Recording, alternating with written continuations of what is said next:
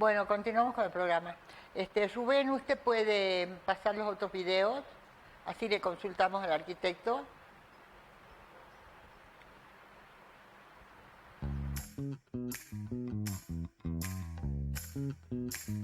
El rol que juegan las ciudades inteligentes para la Agenda 2050 es fundamental. En palabras de la alcaldesa de París, Anne Hidalgo, el mejor instrumento contra el populismo son las ciudades inteligentes. Si las ciudades nos ofrecen ciudades compactas, circulares, cero emisiones y conscientes, tendremos un 2050 con neutralización de los efectos de gas invernadero o descarbonización, tendremos ciudades con mejor calidad de vida y productividad y, lo más importante, ciudades antropológicamente diseñadas para el ciudadano, para el peatón, no más ciudades enfocadas en el vehículo.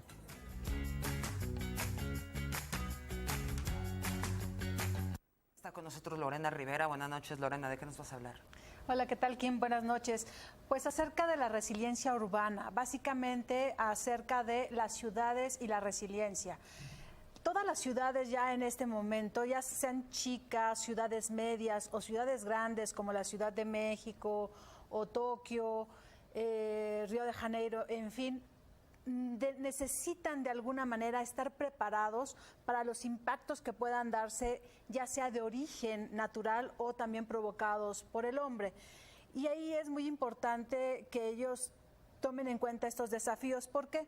Porque estamos enfrentando en las ciudades, así como en el planeta en general, pero sobre todo ahorita ubicándonos en las ciudades, el crecimiento de la población, la urbanización masiva. Estamos también enfrentando una inestabilidad política y social y los golpes del cambio climático. Todos estos elementos deben de formar un instrumento que es la resiliencia para que las ciudades puedan poder enfrentar sin pérdidas y sobre todo sin daños a las personas algunos golpes, como les decía, de naturales, como pueden ser inundaciones provocadas por lluvias intensas, crisis de agua, por ejemplo, estrés hídrico, sequía y algunos otros fenómenos. Y en el caso de fenómenos naturales, por ejemplo, que sabemos que van a ocurrir, pero que no son todavía predecibles, como un sismo, las ciudades deben de tener todo este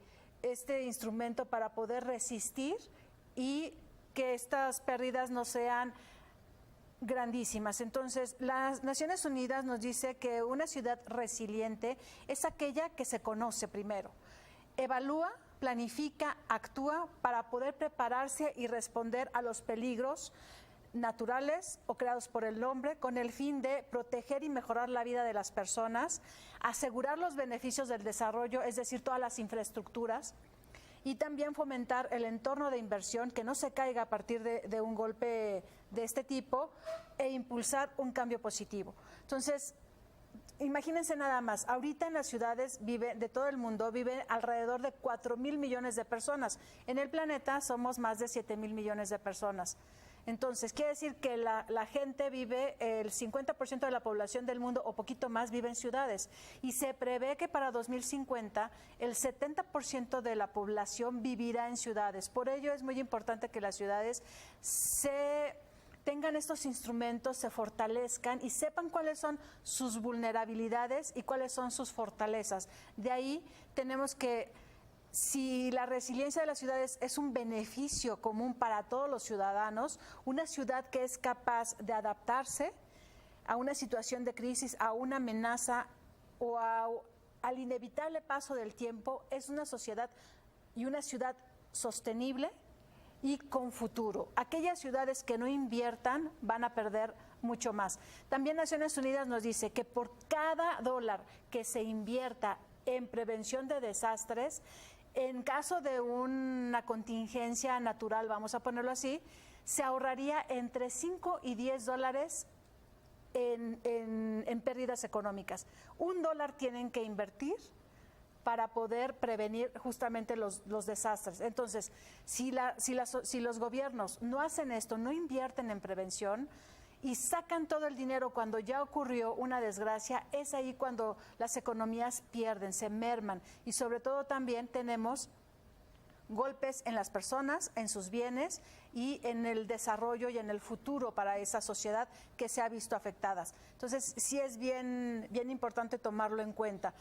Y hay que recordar esta parte también. Viene un estrés hídrico, una presión en el agua, que llegará un momento en que habrá ciudades que no la tengan. Entonces, es bien importante tomarlo con instrumentos, con planeación, con evaluaciones y hacer un gran diagnóstico. Si una ciudad como la Ciudad de México no ha planeado qué va a ser el día que se quede sin agua, estamos metidos realmente en un grave problema. El agua no puede dejar de estar fluyendo en una ciudad porque es parte de la vida y eso generaría otros problemas. Entonces, es importante tomar en cuenta que la resiliencia urbana hoy por hoy es muy importante por todos estos fenómenos y se exacerban por el cambio climático, Kim. Lorena, muchísimas gracias. ¿De qué nos escribes mañana en nuestro diario Excelsior?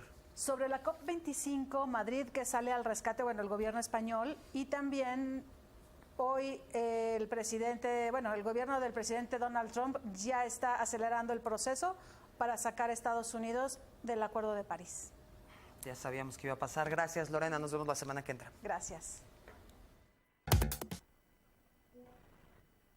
Arquitecto, puede continuar. Bueno, muy bien. Como para ir haciendo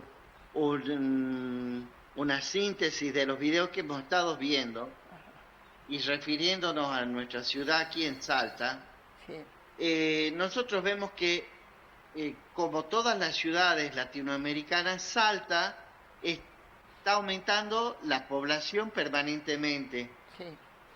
Y eso requiere de mayor cantidad de espacios para la gente y servicios para la gente. Entonces, eso nos lleva a pensar en que la ciudad tiene que crecer de alguna forma y tiene que crecer con inclusión de la gente, tanto que tenga recursos económicos como para irse a vivir a San Lorenzo Chico, como aquellos trabajadores que no tienen los recursos suficientes para comprarse una vivienda de contado. Entonces, este fenómeno del crecimiento de la ciudad, de la población, tiene que estar pensado en inclusión de todas las clases sociales. Bien, ¿qué está pasando en Salta?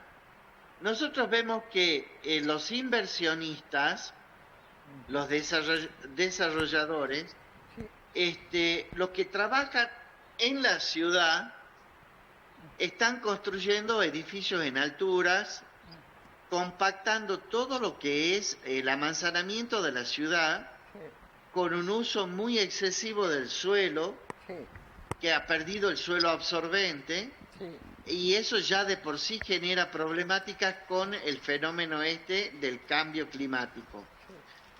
Otros que no trabajan, no están llevando proyectos de desarrollo dentro de la ciudad, han empezado a tomar territorios periféricos a la ciudad, como San Lorenzo Chico y otras urbanizaciones periféricas que se están haciendo. Y eso también está generando una especie de suposición con respecto al comportamiento ambiental del entorno de la ciudad. Por ejemplo, estas nuevas urbanizaciones están cambiando, necesitan deforestar, por ejemplo, pero están necesitando también el consumo de agua y de otros servicios que deben ser provistos. Y eso ya modifica el entorno natural de la ciudad, como de la capacidad productiva de alimentos que requiere la ciudad. Entonces,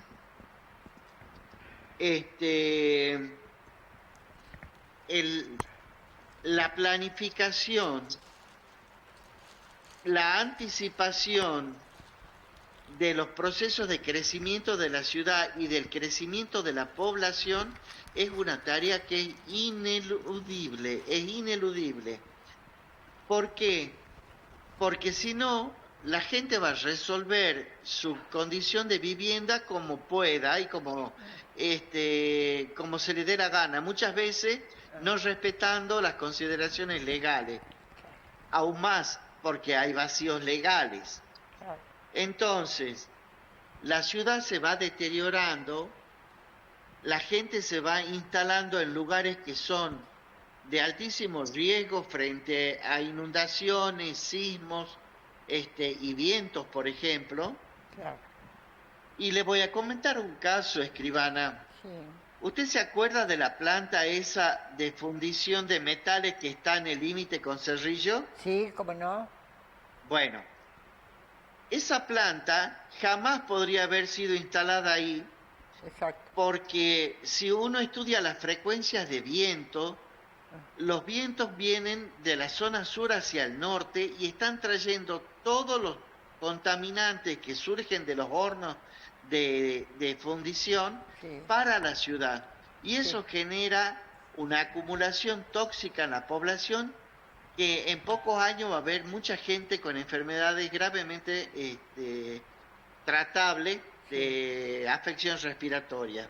Ay, Dios. Entonces, esos son efectos provocados por el hombre, Sí. que por una especulación económica van y se instalan con industrias o con actividades insalubres en zonas que la población no puede estar en contacto directo con esas actividades. Sí. Bueno, en definitiva, Sí.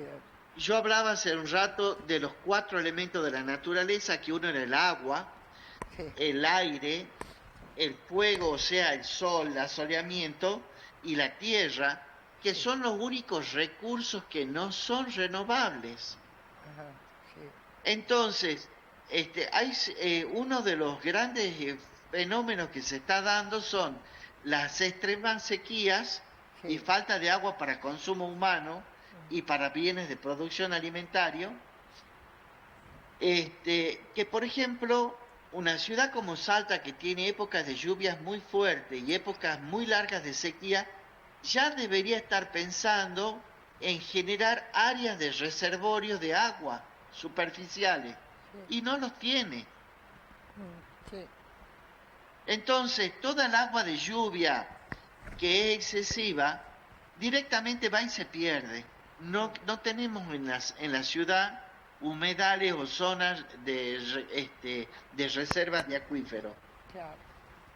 En definitiva, la resiliencia de una ciudad tiene que ver con pensar anticipadamente las situaciones críticas y problemáticas que se deben pensar con soluciones anticipadas y empezar a planificar para ordenar lo que es el crecimiento de la ciudad, Sí. cómo va a crecer esta ciudad de manera que sea orgánica y eficiente, y teniendo en cuenta 4 pilares. Un eje de este crecimiento tiene que ser con la compacidad de la ciudad. Cuando hablamos de ciudades compactas, hablamos de ciudades que tienen mayor cantidad de población en menos metros cuadrados, pero con todos los servicios. Sí. No son esos barrios de casita una a la par de otra que son interminables y que no tienen el mínimo servicio.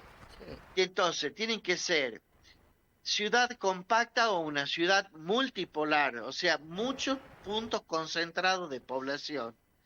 Ciudades que sean circulares en el sentido de la circularidad de las funciones, de las actividades y de los servicios, y que tengan una elevada inclusión de espacios verdes, que existan 0 emisiones de dióxido de carbono, fundamentalmente dado por el transporte automotor. ¿Eso qué significa? Que tenemos que aumentar la calidad del transporte público de pasajeros, que sea sumamente eficiente. Si puede ser eléctrico es mejor, y cosa que el ciudadano utilice menos el automóvil y contamine menos la atmósfera. Sí. Y el recurso o el eje más importante es de que tengamos ciudades inteligentes, pero porque son manejadas de forma consciente, es decir, de manera reflexiva y de manera expresiva, o sea que se puede tomar conciencia y aprender de todos. Arquitecto, bueno arquitecto, yo encuentro que nos ha dado explicación a varias cosas. Pero yo creo que usted mencionó los cambios que hubo en la humanidad, a través de los cuales la arquitectura tuvo que también acompañar. ¿Nos está siguiendo el arquitecto Rubén? Sí. Bueno, Sí, a través de los cuales la humanidad tuvo que acompañar esos cambios y adecuarse. Pero ahora estamos ante algo extraordinario. Estamos ante algo extraordinario que no lo podemos manejar nosotros en forma individual y colectiva en algunas veces. Así que nos encontramos ante unas pruebas muy grandes, la humanidad entera. Acá Carlos, ¿quieres hablar? Buen día, arquitecto. Buen día, buen día. Realmente lo he escuchado con atención y usted ha puesto la vara muy alta. Es difícil llegar a concretar eso. No digo que sea difícil, sino porque hay que concientizar del tema para lograr lo que usted acaba de exponer. Realmente muy bueno, lo felicito, arquitecto, usted siempre tiene ideas brillantes. Pero yo pienso, y esto en función porque yo soy del interior de la provincia y vengo de un pueblo bastante chico que está creciendo rápidamente, que es el enfoque que tenemos que poner para cambiar esto, especialmente en los pueblos del interior. Ojalá pudiésemos o se pudiera unificar y planificar cada uno de los pueblos para la vida, planificarlo para la vida, por lo que usted está proponiendo es vida, planificar para vivir mejor, para los tiempos que estamos pasando y para los que vendrán. Si nosotros logramos eso en los pueblos del interior, si se lograse planificar en base a estos adelantos que no son tan costosos ni nada, porque en definitiva de otra manera también se gasta, pero en los pueblos del interior, fundamentalmente los pueblos chicos, tienen su propio material para construir, para desarrollarse, para crecer, para que la gente entienda de que esa es la forma correcta o mejor para vivir. Si eso sucede, hasta inclusive permitiría que los jóvenes de hoy vean la realidad de que las cosas pueden cambiar y que pueden hacerse de la mejor manera. Y de esa forma quedarse a poblar sus pueblos y a vivir en sus pueblos. ¿Por qué? Porque lo están haciendo para la vida, para que ellos se puedan desarrollar y no venir a hacinarse en las ciudades como ocurre frecuentemente, en que venimos a poblar las ciudades y aquí vienen a padecer los problemas propios de una ciudad que no tiene planificación. Esto es una idea que se me ocurre como gente del interior y que conozco muchos de los pueblos del interior que merecerían un futuro con cambios trascendentales como el que usted nos está planteando. Le aclaro que yo crecí en un pueblito, viví y me crié en una casa de adobe que soportó todos los temblores y movimientos, pero ahí quedó, ahí está todavía parada la casa. Mi casa era la primera escuela del pueblo, fundada en el año 1905, ahí está todavía parada. Fui a una escuela de adobe también tiene 140 años, ahí sigue parada.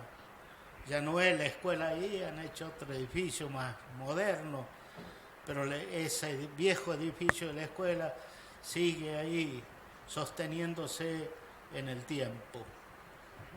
Yo le agradezco, Bien. yo le agradezco, arquitecto, todo lo que ustedes ponen, Es verdad. porque realmente nos abre la mente y nos ubica en un lugar que seguramente tendremos que vivir, tenemos que vivir. Sí, O sea, sí. la situación de hoy en el día es complicada respecto a los cambios climáticos, a todas estas cuestiones que uno no le alcanza a tomar el peso debido que tiene para que podamos vivir sanamente en este mundo. Este, Bien, arquitecto, quisiera aportar algo con respecto a lo que está diciendo arquitecto, nuestro... estamos sobre un corte ya. ¿Usted tendrá tiempo para elaborar lo que dice? Espero.